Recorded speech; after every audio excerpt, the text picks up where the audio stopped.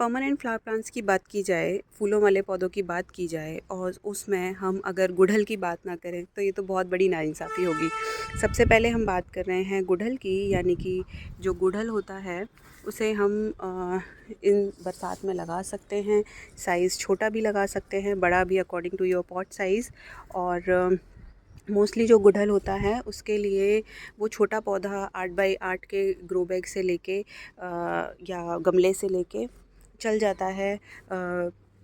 आप कितने भी बड़े में लगा सकते हैं। जैसे मैंने यहाँ पे बहुत बड़े पौधे लगाए हुए हैं, ये मैंने 18 बाई 18 के ग्रो बैग में लगाया है। तो जितने बड़े ग्रो बैग में हम जगह देते हैं बड़े पौधों को, तो उतनी ही अच्छी उसमें फ्लावरिंग और जो उसका फैलाव होता है वो बहुत ज़्यादा बढ़ जाता है। सिमिलरली देखिए, ये भी मेरे एक गुड़हल का प्लांट है। अभी इसमें कलियां बनने लगी हैं वापस से, मैंने इसकी कटिंग की थी।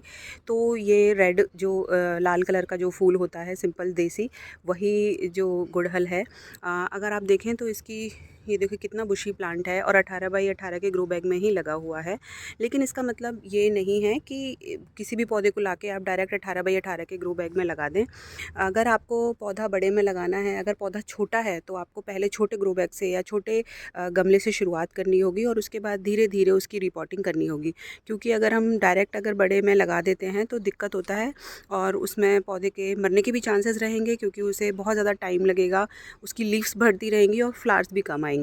तो पौधे के साइज़ के अकॉर्डिंग, उसकी रूट बॉल के साइज़ के अकॉर्डिंग हमें गमला चुनना ज़रूरी है। अगर बहुत छोटा पौधा है तो आप 8 बाई 8 के गमले से, ग्रो बैग से शुरुआत कीजिए। और अगर पौधा बड़ा है तो आप उसको बड़े ग्रो बैग में शिफ्ट कर सकते हैं।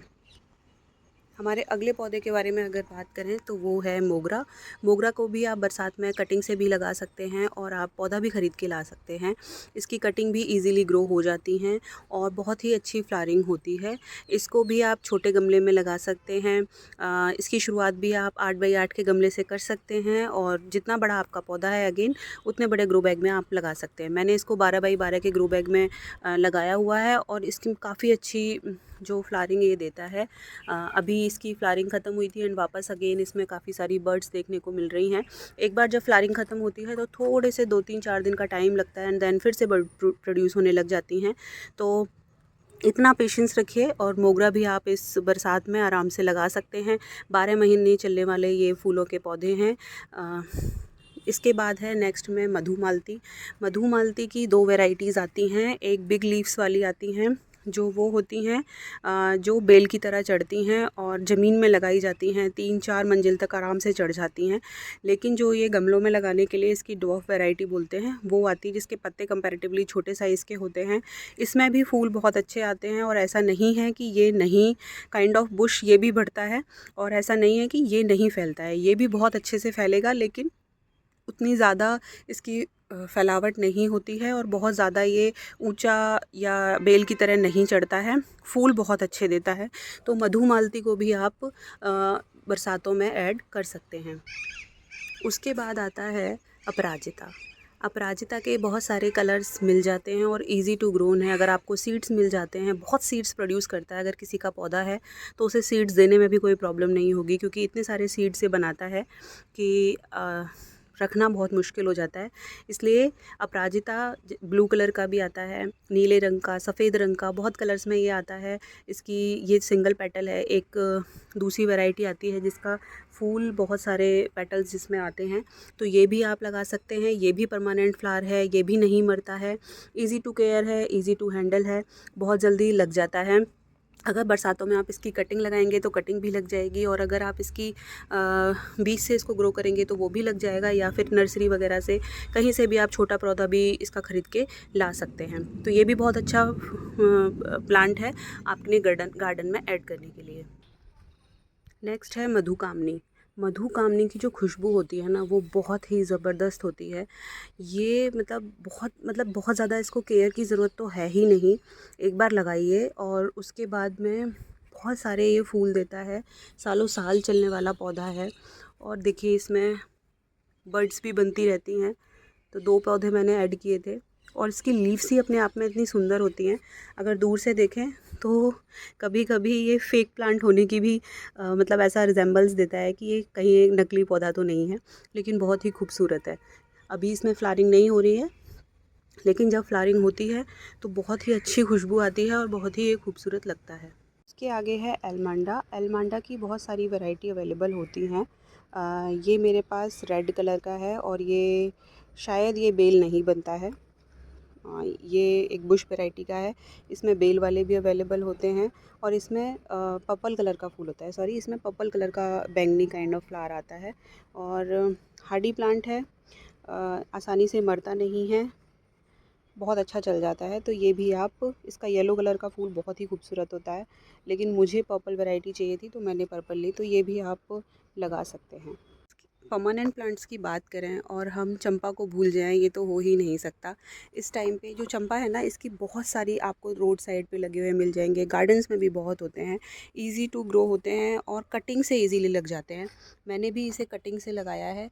देखिए 10 बाई 10 के एक गमले में लगा हुआ है, इतना बड़ा पौधा हो गया है और बहुत ही अच्छा मतलब रिज़ल्ट दे रहा है। इसने गर्मियों में बहुत अच्छी, जब गर्मियों में सारे पौधे मर रहे थे तो बस एक अकेला यही पौधा था जो कि फूल दे रहा था। तो इसे भी आप लगा सकते हैं, परमानेंट प्लांट है और इजी ग्रो है।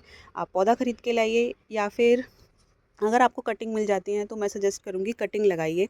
कटिंग से पौधे इजीली ग्रो हो जाते हैं और बहुत अच्छा रिज़ल्ट देते हैं।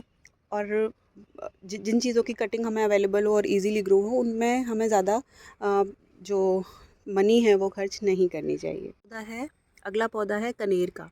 कनेर के बारे में तो सब जानते होंगे, जिसे हम ओलियंडर भी बोलते हैं। जो कनेर है ये आजकल हाइब्रिड देसी बहुत टाइप की आती है। जो देसी होती है उसमें पीले कलर का फूल होता है, घंटी नुमा जिसका शेप होता है।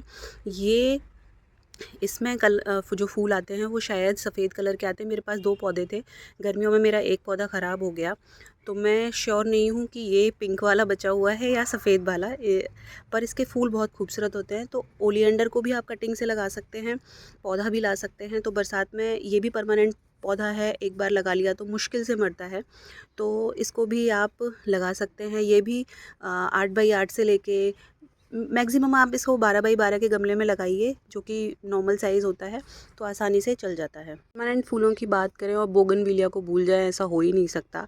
वाइट कलर का बोगनविलिया आप ये है मेरे पास, इसको लगाइए। ये तो मतलब बहुत ही हार्डी है, जितना कम पानी आप इसमें डालते हैं उतने अच्छे इसमें फूल आते हैं और मतलब ये बहुत ही ईजीली, इसकी कटिंग अगर आपको मिल जाती है तो कटिंग लगाइए, पौधा लेकर आइए, कैसे भी आप इसे लगा सकते हैं। कटिंग लगाइए, बेस्ट है इस टाइम पे बरसातों में इसकी कटिंग लगाने का। मेरे पास कई सारी वैरायटी है, एक मेरे पास वाइट है, ये दूसरा बड़ा पौधा है बोगनविलिया का। इसमें रेड कलर के फूल्स आते हैं बोगनविलिया का, जो डार्क जिसे पिंक रेड हम जिसे बोलते हैं वो इसमें फूल आते हैं। और एक ये है जिसमें लाइट पिंक कलर के फूल, मतलब लाइट पिंक तो नहीं लेकिन डार्क जो गुलाबी रंग के इसमें फूल आते हैं, पिंक। तो ये भी बहुत खूबसूरत है और बहुत, ये मेरा पुराना पौधा है और काफ़ी अच्छा इसमें चल रहा है। जब फूल आते हैं तो पूरा एकदम से कवर हो जाता है। तो बरसातों में जो पौधा लगा सकते हैं उसमें अगला है हार श्रृंगार। हार श्रृंगार जैसा कि इसका बहुत ही मतलब भगवान को ये प्रिय होता है, लक्ष्मी जी को, विष्णु जी को चढ़ाया जाता है। तो इस साल मैंने इसको ऐड किया है और बहुत अच्छी इसकी ग्रोथ चल रही है। मैं बड़ा ही पौधा लेकर आई थी। इसको भी आप अगर 12 बाई 12 के गमले में लगाते हैं तो बहुत अच्छा इसमें जो फ्लावर्स होते हैं वो प्रोड्यूस होते हैं। तो इसको भी आप अपने गार्डन में इंक्लूड कर सकते हैं। ये भी एक बहुत अच्छा चलने वाला पौधा है। एक और पौधा जो कि परमानेंट रहता है और बहुत अच्छी फूल देता है, इजी टू केयर है, वो है टिकोमा का। इसमें येलो कलर के, पीले कलर के फूल आते हैं और घंटी की शेप के होते हैं, लटके हुए रहते हैं, बहुत ही खूबसूरत लगता है। जितना बड़ा आप इसे गमला देते हैं उतना ही बड़ा ये पौधा हो जाता है।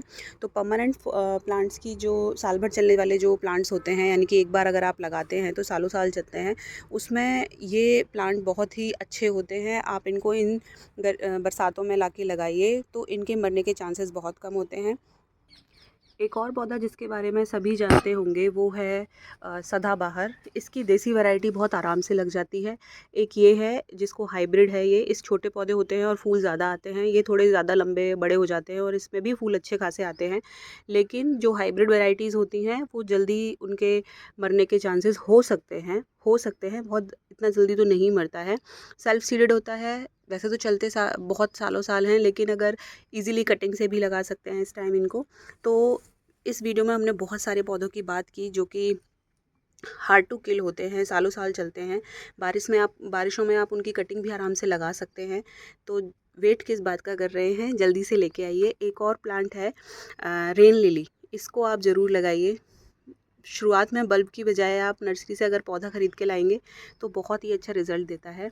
इसके ऊपर भी जल्दी मैं वीडियो शेयर करूँगी। अगर आपको मेरी वीडियो पसंद आई है तो प्लीज़ चैनल को लाइक शेयर एंड सब्सक्राइब करें और सपोर्ट करते रहिए, गार्डनिंग करते रहिए। और बरसातों में जितनी भी चीज़ें अगर आपको पसंद हैं और आप ऐड करना चाहते हैं तो कोशिश कीजिए अपने जगह जितनी आपके पास है उसके अकॉर्डिंग आप चीज़ों को अरेंज कर पाएँ। Happy gardening, bye bye.